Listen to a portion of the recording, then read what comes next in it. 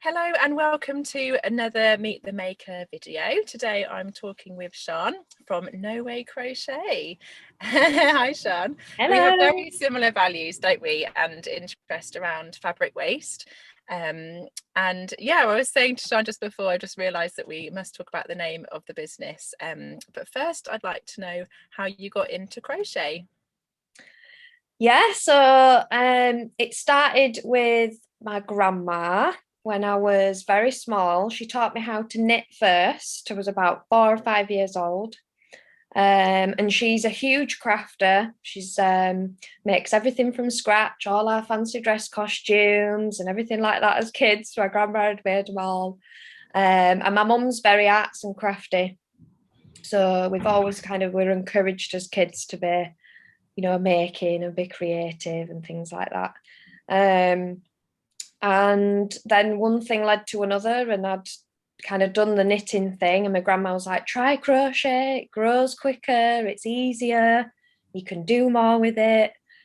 And I just thought, oh, go on then, I'll give it a go. And I couldn't get it at first. It was really confusing to go from knitting to with two needles to just crocheting with one. But then once I'd kind of got hooked and I worked out how to do it, I thought, oh yeah, I'm sold. So that's it then. I've never looked back. Oh, that's awesome. I love how you just said got hooked there as well. Yeah, no pun intended. I can't believe you learnt when you were 4. That's just amazing. Yeah, I Um, was dead young. I'm the same. I started with knitting as well, but now I'm addicted to crochet. Yeah. So how did it go from learning crochet to making it into a small business? Well, I've always kind of had little making things on the side. I studied textile design at uni. And then from that, I was a seamstress on the side of working in retail. And then I started making kimonos and I was selling those and like little wrap dresses and things. And then I kind of got bored of that and stopped doing that. And then decided to just randomly, I think, just make crochet baskets for friends as gifts. And I'd made a few and just wanted to get back into making things and selling them because I do really enjoy it. And I've always kind of wanted to be self-employed and do my own thing.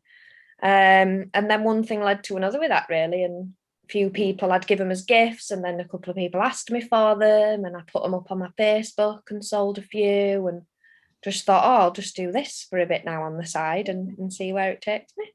Oh, that's cool. I didn't know before that you used to make kimonos. That's amazing. Yeah, I always forget that because when I finished uni, I was like, I'm going to be a designer. I want to do this. I want to do that, and then I just ended up doing other things and kind of fell out of love with the fashion side, really. Yeah, okay. But do you make your own clothes as well, or could you if you I wanted? have done, yeah, I used to. When I started going out when I was a teenager, if I didn't have enough money for um, new clothes for a night out, I'd just make something.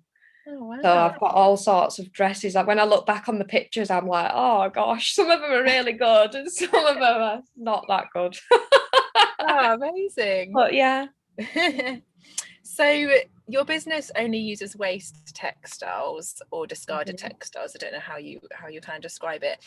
But tell us why you chose to go that route. So when I started making these baskets, I'd actually been given some t-shirt yarn.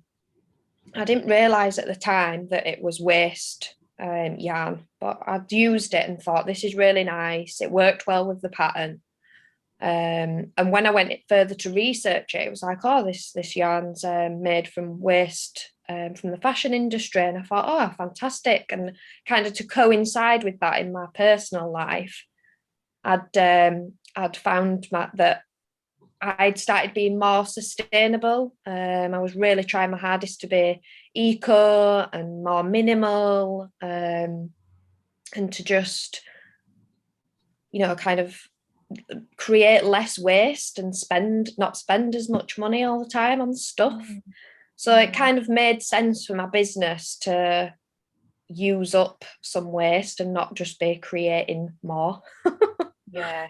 Yeah, yeah. using Yeah, new. you were telling me before that you did a year without buying any new clothes. Yeah, I did. So that had what had sparked off my interest in sustainability in regards to fashion, because I'd gone through a bit of a breakup.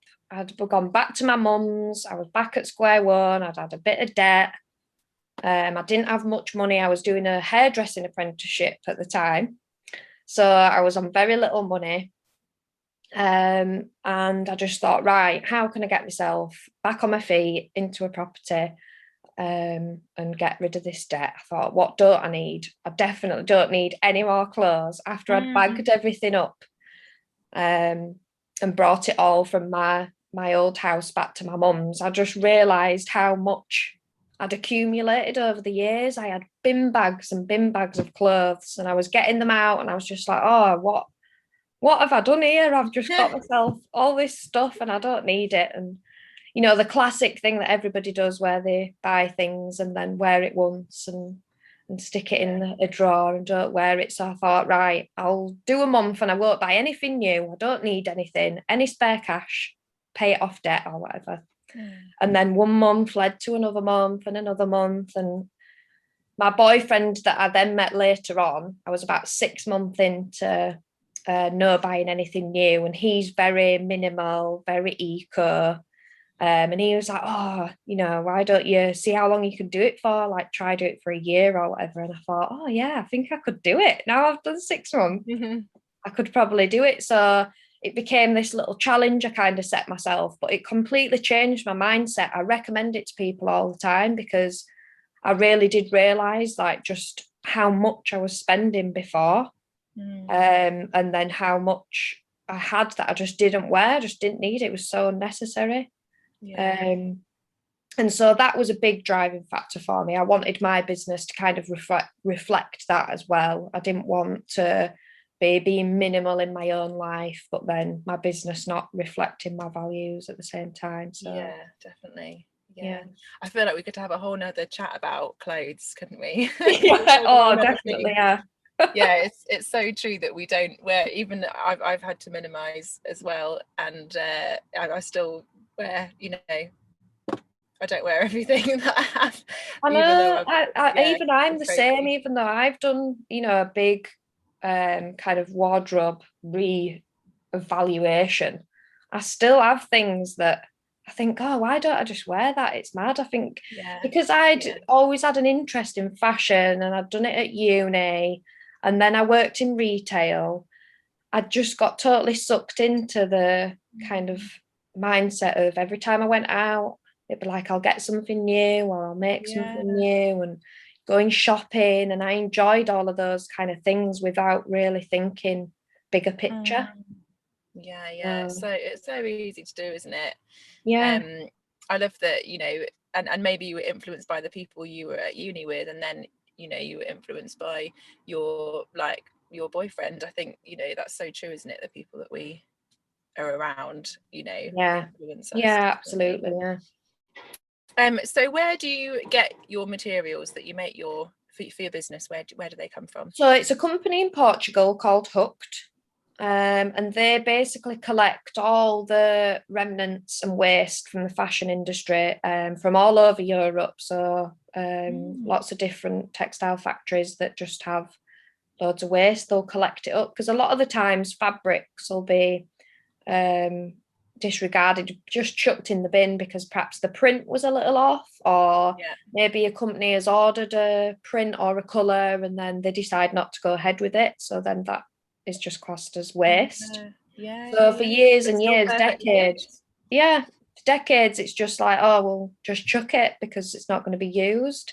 So there's nothing wrong with it. I mean, occasionally I'll get a yarn that perhaps up close you can see that the print's not quite right, or maybe the colour's bled. But I mean, for my business, you know, it's very easy that I can trim it out, or I can crochet it in or hide it in some way. So it's perfectly usable. And you were making your own t-shirt yarn before, weren't you? But now why have you stopped doing that? So that was something as well. I didn't mention that before with the textile waste thing. So the yarn, I'd researched that and thought, oh, that's good because it's waste. But I'd also been shown by my grandma how to cut up a t-shirt and make your own yarn. Yeah. And she'd, I think we'd done some with carrier bags as well around about that time, or that might have come later actually, but anyway. And so I started cutting up some of the clothes that I'd hoarded that I couldn't send to charity, I couldn't sell. So I was cutting those up, but you don't realise how many items of clothing you need to make so many lengths of fabric. So as my business grew, I just didn't have the time, because I was doing it on the side of full-time work as well, to cut up my own fabric, make my own yarn. So but it's so easy to do, you'll know. Yeah. So it is easy. Yeah, people are amazed at how easy it is when it is. Absolutely. Cool. So now tell us about the name. It's called No Way Crochet. So yeah, tell us about that. Yeah, I was really struggling to think of a name actually. It took me a long time to kind of settle on one. For a while it was going to be Sian's Yarns. Oh, that's also cool. Yeah, but a lot of people can't say my name because it's spelled Sian. So I get Sian, Siana, Shana, Sean.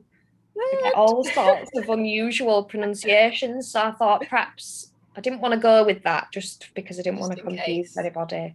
Yeah. And I just happened to say to one of my friends who I was living with at the time, you know, what have you got any ideas? And she was like saying some stuff, and she just went, No Way Crochet. And I was like, oh, that one's quite good. I like that. Yeah. And it's quite funny actually, because when I say to people that if it comes up in conversation and I say, oh, I've got my own little crochet business, quite a few people will say, oh, no way, like, have you? And I'll be like, yeah. So memorable that way, isn't it? Then, yeah, it is. Yeah, it's got a nice little ring to it, which what you need, I guess. Yeah, sticks to people's minds. Yeah, definitely. So if people don't already know you, you make these very cute plant pots. There's one in your background. Yes, there he is. So as people can see now, they're pretty unique. So please describe them, or use your prop there to show us, and tell us how the idea came about. Yeah, so basically I started off with just baskets, just little crochet baskets. And it was actually my boyfriend, I can't take credit for the idea fully. But he said, oh, wouldn't it be cool if they just had like little arms and legs on them, and the little eyes? And I thought, oh, that would be a good idea actually. I'll try and do it. So I did a lot of trial and error. I was like crocheting different feet and arms and stuff for them for a while. And they've had a series of different eyes. Sometimes I look back at the very first ones, and they look really strange now because they've got little teeny tiny eyes. Oh, I see. These ones have got much bigger as time's gone on. Yeah. In the beginning, I was making them with buttons as well. So I was collecting buttons from charity shops and friends and family and putting little button eyes on them. But I've moved to waist coconut shell buttons now. Cool. Just because I wanted to, it was really inconsistent to get the right size buttons, which I was struggling with as things got much busier for me, and I didn't want to buy new buttons because a lot of them are plastic. So I thought I'll buy new buttons, but can I get any that are made from recycled plastic or waste? And I came across these coconut ones, and I just thought, oh, I'll have them instead. So yeah, they look really beautiful. Those I've seen pictures of those. Yeah, they're so nice. I like those. Yeah. I love that you have found that, that, and it's still in the value of using waste. Yeah, for every part of it. So because it's quite difficult, isn't it, to have the consistency of like the project, but also to keep the waste element. Yeah, it's really hard, and I wanted it to I make sure that the yarns I use are just cotton. They're 98% cotton, so even though they've gone through some unknown dyeing processes, they're not made from plastic, so they will eventually biodegrade. And they are more easily recycled, even though we're not really there yet with the recycling textile waste. but still, I wanted to try and make sure that as much of it as possible would eventually disappear and not just be still here in hundreds of years or whatever. Yeah. Oh, it's so inspiring, Sian. It really is. So before our chat, I had asked Sian to share with me some statistics that she felt were really important for us to know and that speak to her as well about the problem of textile waste. So I'm just going to read out the one that Sian shared with me, and then Sian, please tell us your reaction to it and why you wanted to share it with us. So here's the statistics. We have enough clothing on the planet right now to clothe the next 6 generations of the human race.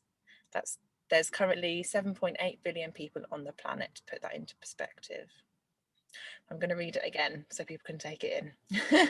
It's a big one. Yeah. We have enough clothing on the planet right now to clothe the next 6 generations of the human race. There's currently 7.8 billion people on the planet, to put it into perspective. So Sian, tell us. Yeah, so why I picked that one was, I think for me personally, as I started to learn a bit more about the fashion industry and just how kind of damaging it is for the environment, I think for me, I thought, wow, I feel really detached from kind of everything that's actually going on, because things are so, we outsource a lot of things now. There are a lot of things that imports, that it's like an out of sight, out of mind kind of thing. We don't actually know, all the processes that companies have to go through to get us, a new t-shirt or a new dress. And I think the rate now that we produce clothes, I just think people are a bit unaware of the scale of it. And that figure for me, that there's enough clothing on the planet now to clothe the next 6 generations of people, and there's 7+ billion of us already, and it's only set to increase is the population on the planet, and so is the production of clothing. We make millions and millions of new items of clothing every day. So I think figures like that do put the scale and the enormity of the problem into perspective, and people need to know what's going on. Yeah, definitely. It's really shocking, and that's what motivates me to do something about it, is the scale of it. Perhaps that's similar for you. I know that when we've spoken before, you've said that you really want people to understand your motivation for making the monsters. So what would you like to tell us about your motivation? Yeah, I think my motivation is, we can make a difference as consumers, and we do have a lot of power, where we spend our money and who we buy from. And my motivation, as well as, wanting to be more sustainable myself. I also want to kind of, because I've been there. I've been like that person that just buys and buys and buys mindlessly. I think it's just a lack of education, and that's what motivates me. I just think we've got to get that information out there for people to see, so that we can lessen our impact on the planet, because we all need it to survive. Without the planet, we're not going to exist. So and I think it's important now more than ever that everybody tries to just do their own little bit in whatever way possible. And the fact that I can make a living out of waste, I think speaks volumes, doesn't it? That Yeah, it's so true. I love everything that you're saying. And you've got so much knowledge, and just from listening to again, like, you've got so much knowledge about waste in the fashion industry. You've recently done the Fashion Revolution course, which I really want to do, so I'm very inspired that you've done that. For people that have never heard of it, I think you'll explain better than me what Fashion Revolution is. So tell us who they are, and also did you learn anything in particular from the course that you want to tell us today? Oh yeah, gosh, I learned lots from the course. So Fashion Revolution is a non-profit organisation. It's kind of worldwide, but it's run by a group of people from all different walks of life, but that have particularly had influence or involvement in the fashion industry.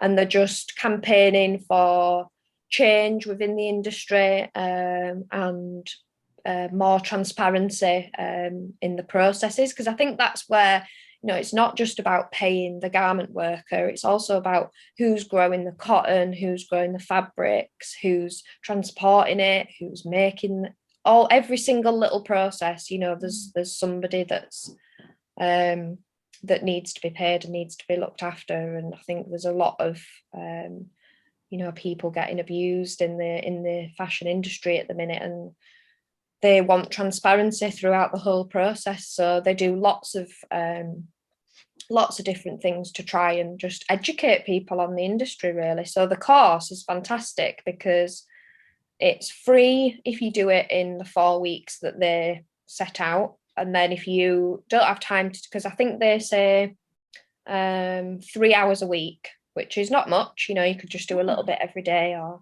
bit on a weekend. But if you can't complete it in that time, it's about £40, I think, and then you get access to the course for a year. But there's loads of information that they give you at the end of each week, or in fact at the end of each task they give you reference material. So it took me a long time to finish it, about 5 months, because I wanted to read all the reference material because I find it all really interesting. And there's lots of companies out there that I've never even heard of that are, you know, doing some really amazing things to help out. So I wanted to kind of use all that information to get to help me educate people on my business platforms, and to help me with some content, you know, that was a bit more meaningful rather than just trying to think of something else to say about the little monsters. I mean, there's lots that we can say about it, but I know what you mean. Yeah, I totally agree that education is very powerful once you know. And you want your pages to be interactive. You know, I want people to learn something new and to, you know, find the page informative and things like that. So well, I've definitely learned a lot from you, from your posts, so thank you. Oh, thanks. I have from you as well. Oh, that's good. So Sian, finally tell the people who are watching where they can find you and where they might want to purchase one of your monsters. Yeah, so my business name is No Way Crochet. So you can find me on Instagram, on Facebook, Etsy. If you search me on Etsy, you need to put a little 1 at the end, so it's No Way Crochet 1. Someone already have it? Is that right? Did someone already have the name? Is that why? They already had it, yeah. I know, so I had to put a little 1 on. They're not on there now anymore, but they were before. They were making like little kids' toys. Oh, right. Yeah. And I'm stocked in a couple of shops dotted up and down the country now, depending where you are. So they're all listed on my social media pages. If anybody wants to pop in and support a little independent, they're all independent local shops. A lot of them are eco. So yeah, that's me. Awesome. Thank you, Sian. Thank you so much for your time. I've loved chatting with you, and hearing about your journey.